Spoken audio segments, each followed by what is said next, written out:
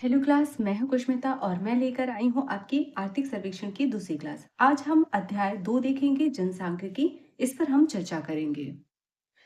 सबसे पहले हम नजर डालते हैं जनसंख्या।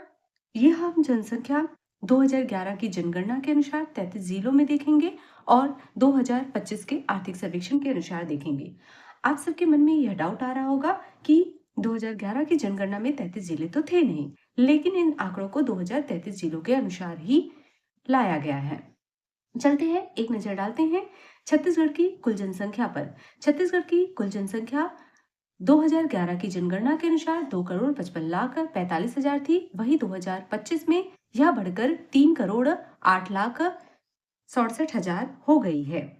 यदि हम जनसंख्या घनत्व की ओर बात करें तो 2011 की जनगणना के अनुसार 189 थी, वहीं 2025 में 228 थी। यदि हम लिंगानुपात की ओर नजर डालें तो 2011 की जनगणना के अनुसार 991 थी, वहीं 2025 के अनुसार 994 हो चुकी है। यदि हम 0 से 6 वर्ष आयु वर्ग तक लिंगानुपात देखें तो 2011 की जनगणना के अनुसार 969 हो चुकी थी। वहीं 2025 की बात करें तो 963 हो चुकी है। यदि हम साक्षरता दर पर बात करें, जो कि बहुत ही महत्वपूर्ण होती है किसी भी देश और राज्य के लिए, तो 2011 की जनगणना के अनुसार 70.28% थी, वही 2025 के अनुसार 75.08% हो चुकी है। यदि हम इस साक्षरता दर को पुरुष और महिला में बांटकर देखें तो पुरुष साक्षरता दर 80.27% है, वहीं 2025 में 82.75% रही है। अगर हम महिला साक्षरता दर की बात करें तो 2011 की जनगणना के अनुसार 60.24% देखने को मिला था। वही 2025 की बात करें तो 67.40% देखने को मिला है। यदि हम किशोर जनसंख्या, जिसे 10 से 19 वर्ष के बीच में देखते हैं, यदि हम इसकी बात करें तो 2025 में 21.19% रही है। यदि हम युवा जनसंख्या, जो हम 15 से 19 वर्ष के बीच में देखते हैं, वह 29.80% हमको 2025 में देखने को मिली है। इससे यह ज्ञात होता है छत्तीसगढ़ की युवा आबादी काफी मजबूत है और किसी भी अर्थव्यवस्था, किसी भी देश या राज्य की अर्थव्यवस्था के लिए युवा आबादी का महत्वपूर्ण योगदान होता है। उस देश की अर्थव्यवस्था बहुत ही रफ्तार से भागती है यदि वहां की युवा आबादी अधिक है। तो इस दृष्टि से छत्तीसगढ़ की युवा आबादी काफी अच्छी देखने को मिलती है। आगे चलते हैं।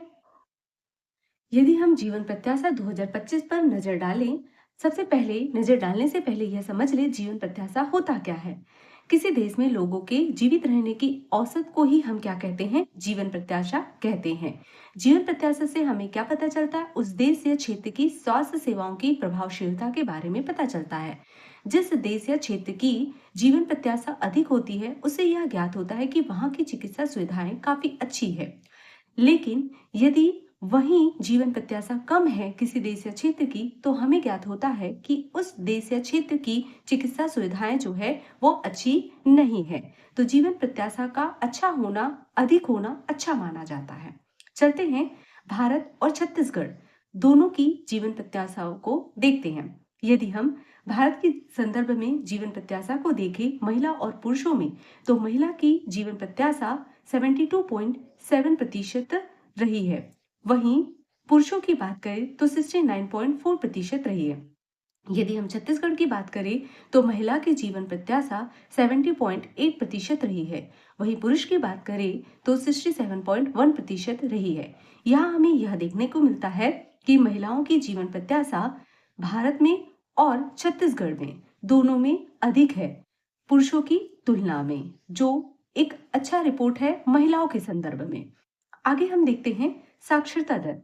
किसी भी देश के विकास के लिए वहां की जनसंख्या का साक्षर होना बहुत ही महत्वपूर्ण माना जाता है।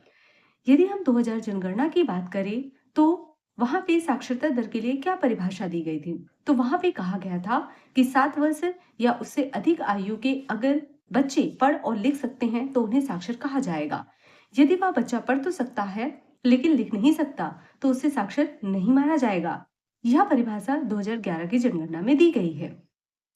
तो चलते हैं, वर्ष 2011 की जनगणना के अनुसार साक्षरता दर देखते हैं और 2025 के आर्थिक सर्वेक्षण के अनुसार भी देखते हैं। 2011 की जनगणना के अनुसार यदि हम साक्षरता दर देखें तो कुल साक्षर 70.28% रहे हैं और इन्हें महिला और पुरुषों में देखा जाए तो पुरुषों में 80.27% देखने को मिलता है, वही महिलाओं में 60.24% देखने को मिलता है। यह आंकड़े 2011 की जनगणना के अनुसार है। इससे हमें यह पता चलता है 2011 की जनगणना में पुरुषों की साक्षरता दर कुल से अधिक थी और महिलाओं की साक्षरता दर कुल से और पुरुषों से दोनों से कम रही है। यह बताता है कि महिला साक्षरता दर पुरुषों की तुलना में कम है। आइए अब देखते हैं 2025 की जनगणना के अनुसार 2025 के आर्थिक सर्वेक्षण के अनुसार क्या रही है साक्षरता दर। यदि हम देखें तो 2025 में 75.08% कुल साक्षरता रही है। वहीं अगर हम पुरुषों और महिला की बात करें तो पुरुषों में 82.75% साक्षर रही है और महिला 67.40% साक्षर रही है। 2011 की जनगणना और 2025 के अनुसार दोनों के अनुसार महिला साक्षरता दर जो है वो पुरुषों की तुलना में कम रही है, लेकिन यह देखने को मिलता है कि 2025 में महिला साक्षरता दर में वृद्धि देखने को मिलती है, वो भी 7% की वृद्धि देखने को मिलती है। वहीं पुरुषों में भी वृद्धि रही है, लेकिन महिला वृद्धि अधिक देखने को मिलती है। आगे देखते हैं, यदि हम इन साक्षरता दर की 2011 और 2025 के अनुसार देखें, अर्थात 2011 की जनगणना के अनुसार और 2025 के अनुसार और सर्वाधिक और न्यूनतम में देखें तो 33 जिलों के अनुसार 2011 की जनगणना के अनुसार 82.56% के अनुसार दुर्ग में साक्षरता दर सबसे अधिक रही है। वहीं 34.81% के साथ सुकमा में सबसे कम रही है 2011 की जनगणना के अनुसार।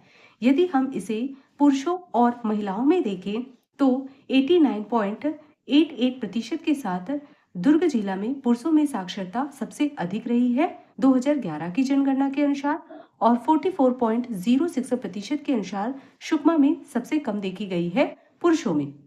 वहीं हम महिला में बात करें तो 75.01% के साथ दुर्ग में साक्षरता दर सबसे अधिक रही है और 25.74% के साथ सुकमा में साक्षरता दर सबसे कम रही है। यह आंकड़े 2011 की जनगणना के अनुसार था। वहीं हम वर्ष 2025 के अनुसार देखें तो 33 जिलों में 86.71% के साथ दुर्ग में साक्षरता दर सबसे अधिक रही है, वहीं 45.69% के साथ सुकमा में सबसे कम रहा है।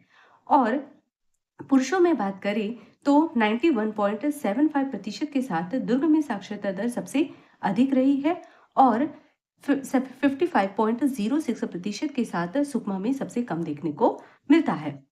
यदि हम महिलाओं की बात करें तो 81.62% के साथ दुर्ग में साक्षरता दर सबसे अधिक रही है और 36.39% के साथ सुकमा में साक्षरता दर सबसे कम रही है। यह आंकड़े वर्ष 2025 के अनुसार रही है। अब देखते हैं छत्तीसगढ़ की जनसंख्या घनत्व के बारे में। पहले समझते हैं जनसंख्या घनत्व होता क्या है। प्रति वर्ग किलोमीटर में रहने वाले लोगों की संख्या को ही जनसंख्या घनत्व कहते हैं, अर्थात एक वर्ग किलोमीटर में कितने व्यक्ति रह रहे हैं यह देखा जाता है। आइए देखते हैं 2011 की जनगणना के अनुसार और 2025 के अनुसार। 2011 की जनगणना के अनुसार यह ज्ञात होता है प्रति वर्ग किलोमीटर में 189 व्यक्ति रहते थे।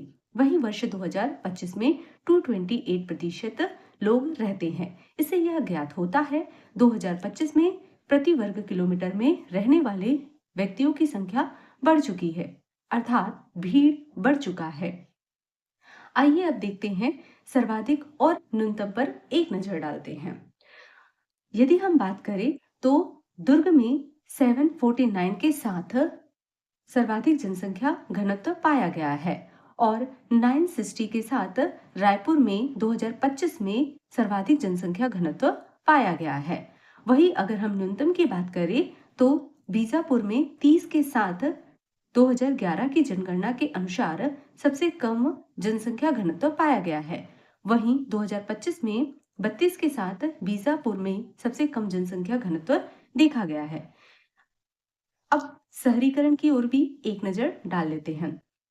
यहाँ पे हम भारत बनाम छत्तीसगढ़ के बारे में देखेंगे।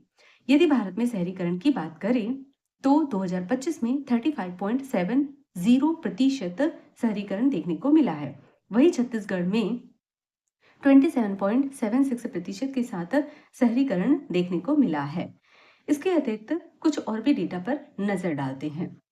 यदि हम कुल स्थानीय निकाय की बात करें तो छत्तीसगढ़ में 192 है।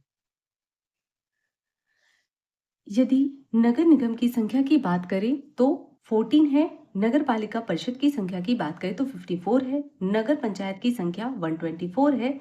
यदि छत्तीसगढ़ में जिलों की संख्या देखी वर्तमान की स्थिति में तो 33 हो चुकी है। तहसीलों की संख्या 251 है।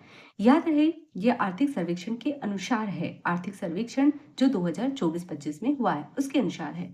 वर्तमान में 20 दिसंबर 2025 को एक नया तहसील घोषित किया गया है, नवा रायपुर अटल नगर। ये आपको करंट अफेयर में देखने को मिलेगा। अब नजर डालते हैं राज्य के आकांक्षी जिले और विकास खंड के ऊपर। यदि हम राज्य के आकांक्षी जिले की बात करें तो राज्य में 10 जिले आकांक्षी जिले हैं। आकांक्षी जिले ऐसे जिलों को कहा जाता है, आकांक्षी जिले या विकास खंड ऐसे जगह को कहा जाता है जहाँ पे संसाधन तो अधिक है लेकिन उस जिले में जो विकास है वो संसाधन की तुलना में कम है। इसमें बस्तर संभाग के 7 जिले और कोरबा महासमुंद और राजनांदगांव शामिल है। वहीं आकांक्षी विकास खंड में 20 विकास खंड शामिल है। ठीक है, आगे चलते हैं। छत्तीसगढ़ की लिंगानुपात पर नजर डालते हैं। लिंगानुपात मतलब 1000 पुरुषों में महिलाओं की संख्या। यदि हम 2011 की जनगणना के अनुसार देखें तो 1000 में 991 लिंगानुपात रही है, मतलब महिलाओं की संख्या रही है। वहीं 0 से 6 वर्ष की बात करें तो 969, ये 0 से 6 वर्ष बच्चे हैं, बच्चों में हम बात कर रहे हैं। ठीक है, वहीं अगर हम 2025 में अगर देखें तो 1000 में 994 महिलाओं की संख्या रही है। यदि 0 से 6 वर्ष के बच्चों में अगर हम बात करें तो 963 रही है। यदि हम देखें तो 2011 की जनगणना के अनुसार 1033 के साथ कोंडागांव में लिंगानुपात सर्वाधिक है और 963 के साथ रायपुर में लिंगानुपात सबसे कम है। अर्थात आप कह सकते हैं कि रायपुर में जो 1000 पुरुष में से केवल 963 को ही क्या हो सकता है, महिलाएं मिल सकती है विवाह के लिए, आप ऐसा कह सकते हैं। अब यदि हम 2025 के आंकड़ों में नजर डालें तो 1051 के साथ कोंडागांव में लिंगानुपात सर्वाधिक देखने को मिला है। वहीं 966 के साथ जांजगीर चांपा में लिंगानुपात सबसे कम देखने को मिला है। ठीक है, चलते हैं हम आगे। एक खास बात यह है कि धर्म के आधार पर भी 2011 की जनगणना और आर्थिक सर्वेक्षण 2025 में भी उनकी आबादी को निकाला गया है। तो वहीं अगर हम बात करें 2011 की जनगणना के अनुसार तो हिंदू आबादी 2.38 करोड़ देखने को मिली है, जबकि 2025 के अनुसार 2.83 करोड़ देखने को मिली है। अर्थात 2011 की तुलना में वृद्धि देखने को मिला है। यदि मुस्लिम आबादी में बात करें तो 5.14 लाख के अनुसार 2011 में मुस्लिम आबादी रही है। वहीं 2025 में 6.36 लाख देखने को मिला है। यदि हम ईसाई धर्म की बात करें तो 4.90 लाख 2011 की जनगणना में देखने को मिला है। वहीं 5.91 लाख 2025 के अनुसार देखने को मिला है। यदि हम सिख धर्म की बात करें तो 70.00 हजार हमको 2011 की जनगणना में देखने को मिला है, लेकिन 67.8 हजार वर्ष 2025 में देखने को मिली है, जो यह ज्ञात कराती है कि 2011 की जनगणना के अनुसार 2025 में इनकी आबादी में गिरावट देखने को मिला है। आइए अब बौद्ध धर्म की ओर देखें तो बौद्ध धर्म में 70.4 हजार 2011 की जनगणना में देखने को मिला है और 74.6 हजार 2025 की जनगणना में 2025 के आर्थिक सर्वेक्षण में देखने को मिला है। वहीं हम जैन धर्म की बात करें तो 61.5 हजार 2011 में देखने को मिला है और वर्ष 2025 में 66.3 हजार देखने को मिला है।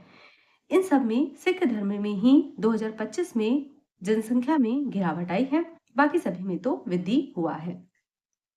एक आखिरी नजर डाल लेते हैं किशोर और युवा जनसंख्या प्रतिशत की ओर 2025 में। यदि हम 2025 में बात करें तो किशोर जनसंख्या में 21.19% देखने को मिला है, जो हमने सबसे पहले ही देख लिया। वहीं युवा जनसंख्या 29.80% देखने को मिली है। लेकिन यह सर्वाधिक कहाँ देखने को मिला है? तो 22.71% के साथ में शक्ति जिला में किशोर जनसंख्या सर्वाधिक है। वहीं 32.64% के साथ में युवा जनसंख्या मनेन्द्रगढ़, चिरमिरी, भरतपुर में सर्वाधिक है। वहीं 19.19% के साथ जसपुर जिला में किशोर जनसंख्या सर्वाधिक न्यूनतम है। वहीं 28.14% के साथ में युवा जनसंख्या में कबीरधाम प्रतिशत जो है वो न्यूनतम रही है। इस प्रकार मेरा अध्याय 2 भी आर्थिक सर्वेक्षण का कंप्लीट होता है। आप लोगों से एक छोटी सी रिक्वेस्ट है, यदि मेरी क्लास अच्छी लगती है तो प्लीज लाइक कीजिए, सब्सक्राइब कीजिए और अपने दोस्तों में ज्यादा से ज्यादा शेयर कीजिए। आपके लाइक और सब्सक्राइब मुझे मोटिवेट करते, इससे मैं ज्यादा से ज्यादा वीडियो लेकर के आ पाती हूँ। Thank you class.